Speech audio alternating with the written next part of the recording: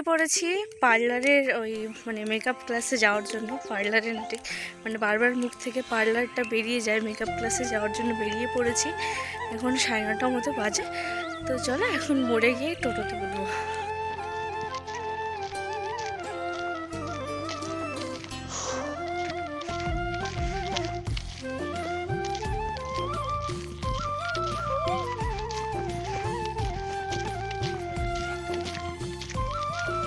দেরি হয়নি, ঠিকই আছে। আজকে ডেমো নাই তো, এমনি শুধু প্র্যাকটিস আছে।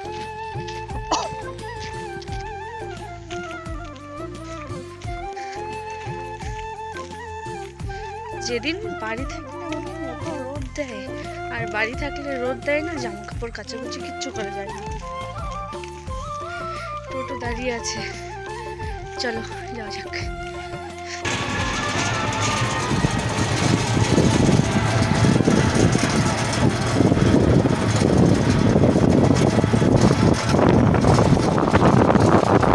মেকআপ ক্লাস শেষ করে গেছিলাম হলো বরের কাজের ওখানে। তো ওখান থেকে দুজনে একসাথে বেরিয়ে পড়েছি বাড়িতে আসবো বলে। তো ব্যাপারটা হচ্ছে মেলা হচ্ছিল, তো সেই জন্য ও বললো যে আজকে যেহেতু ক্লাস আছে তো ওখান থেকে চলে এসো, একসাথে বেরিয়ে পড়বো। তো এখন ওই 5:30 মতো বাজে। ওর বেরোনোর কথা ছিল 6টা, যেহেতু আমার তাড়াতাড়ি হয়ে গেছিলো। আজকে ডেমো ছিল না, সেই জন্য কিন্তু তাড়াতাড়ি এসে মেলায় টেলা দেখে আর কি চলে আসলাম। আর সারাদিন যেহেতু খুব একটা খাওয়া দাওয়া হয়নি, তাই একটু সিঙ্গারা মিষ্টি খেয়ে নিয়েছিলাম। তারপরে তোমাদের সাথে কিন্তু দেখা হচ্ছে বৃহস্পতিবারে, আর ক্লাস ছিল হলো বুধবারে।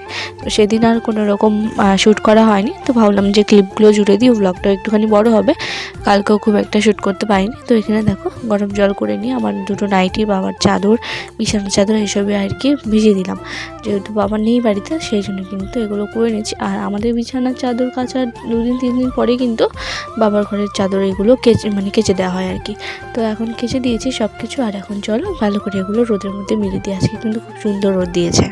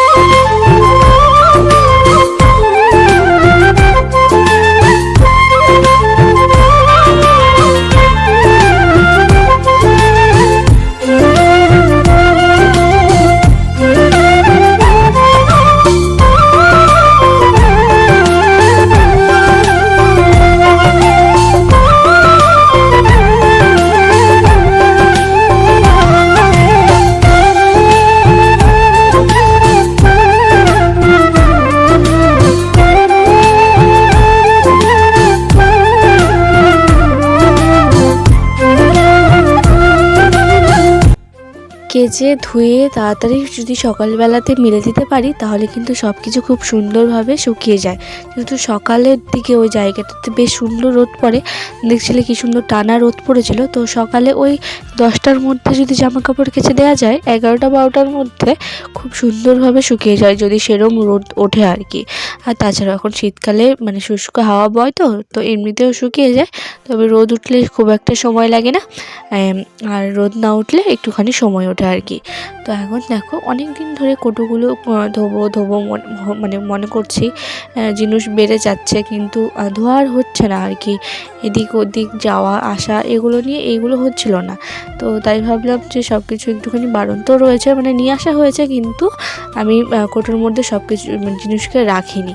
তো আজকে এগুলো ধুয়ে রাখি, দেখি নেক্সট দিন এগুলোকে বৃহস্পতিবার ধুয়ে রাখি। যেহেতু রোদ নেই বাড়িতে 1 ফোঁটা, তো এগুলো তো আর বাইরে দেওয়া যায় না। আর বাইরে দিলেও বা কোথায় দেবো, মাটির মধ্যে। তো দেখা যাক, এগুলো কালকে এরকমভাবে ভালো করে গুছিয়ে না হয় রেখে দেবো আর কি।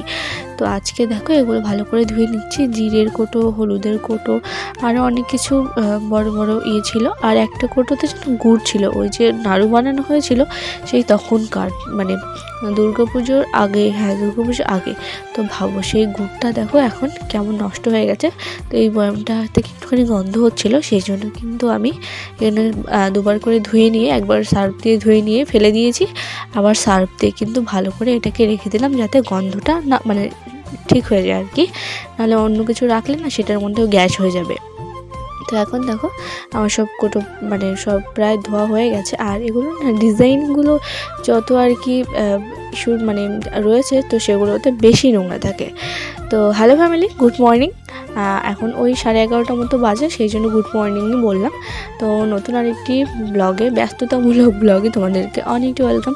ব্যস্ততা রোজই থাকে, কোনো দিন কম কোনো দিন বেশি, যেদিন করে কাজ থাকে বা মানে যেদিন থেকে ক্লাস থাকে যেদিন করে, ওদিন তো মানে বলার কথাই নেই, ভালো করে শ্যুট করাও যায় না, কিছু করাও যায় না। তো ইচ্ছে ছিল পুরো বাড়িঘর লিখবো, কিন্তু মাঝখানে হঠাৎ করে কোমরটা এমনভাবে টেনে ধরলো আর করতে পারলাম না আর কি। তো এখন দেখো অনেক কষ্টে রান্নাঘর, ঠাকুরঘর এগুলো কিন্তু আমি লিপে নিচ্ছি। ঘর বারান্দা দেখা যাক, কারণ শরীরের ক্ষতি করে কাজ করার মতো মানসিকতা আমার নেই যে কাজ করতেই হবে, এমনটা কোনো ব্যাপার নেই। আর তো এখন দেখো রান্নাঘরটা ভালো করে লিপে নিয়েছি, পুরোটা দেখতেই পাচ্ছ। এখন শুধু বাইরের দিকটা লিপে নিলে কিন্তু এদিকটা কমপ্লিট হয়ে যাবে। আর স্নান করে পরে ঠাকুর ঘরটা লিপে নিলে আজকের মতো, মানে বৃহস্পতিবার তো ঘর বারান্দা না লিপলেও রান্নাঘর ঠাকুর ঘরটা লিপে রাখছি, এটাই অনেক। সত্যি বলতে এত কোমরে টান ধরেছে, তবুও যে কষ্ট করে কাজগুলো করছি, কারণ ওদিকটা না হয় ছেড়ে দিলাম, এদিকটা না লিপলেও একটা খারাপ দেখায়। সকালবেলায় মেজদি এসেছিলো, ওকে বলছি যে আমি আজকে তোমাদের ওই সাইডে যেতে কিন্তু আমাদের দেরি হবে, অনেক কাজ রয়েছে। আজকের লাঞ্চে দেখো রয়েছে একদম সিম্পল মেনু, লেবু, মূলো ভাজা, আর তার সাথে এখানে দেখো আলু, মানে গাছে আলু কেটে নিয়ে ডিমের ঝোল করেছি। তো ওইদিকে দুপুরে লাঞ্চ হয়ে গেছিলো। আর সত্যি বলতে কোমরটা এতটাই না ধরেছিল, দুপুরবেলা পুজো দেওয়ার একদম এনার্জি পাইনি, সব কিছু রেডি করে রেখেছিলাম। আর দেখো সন্ধ্যাবেলাতে সন্ধ্যা প্রদীপ আর একসাথে কিন্তু পুজো দিয়ে দিয়েছি। আর কালকে মেলা থেকে ঠাকুরের প্রসাদের জন্য কলা নিয়ে আসা হয়েছিল, আগে রোজই নিয়ে আসা হতো, আর এখন না মনে থাকে না, আমারও মনে থাকে না, বর্মশাইয়েরও মনে থাকে না, কারোরই মনে থাকে না। আগে রোজ বৃহস্পতিবার হোক যে কোনো মাঝে মাঝে ঠাকুরকে কলা ভোগ দেওয়া হতো। তো চলো আজকের ব্লগটা এখানে এন্ড করছি। ভালো লাগলে লাইক, কমেন্ট, শেয়ার করে দিও। আর যদি এই ব্লগগুলি তোমরা আরও দেখতে চাও, আমার চ্যানেলে তো দেয়াই আছে। আর যদি নতুন নতুন ভিডিও পেতে চাও তাহলে কিন্তু চ্যানেলটিকে অবশ্যই সাবস্ক্রাইব করতে হবে, যাতে আমি ভিডিও আপলোড করার সঙ্গে সঙ্গে তোমাদের কাছে নোটিফিকেশান চলে আসে। তো ভালো থেকো তোমরা সবাই, দেখা হচ্ছে নেক্সট দিন নতুন আরেকটি ব্লগ নিয়ে। আজকের মতো সকলের কাছে এখানেই বিদায় নিচ্ছি। ভালো থেকো, সুস্থ থেকো, টাটা সবাইকে।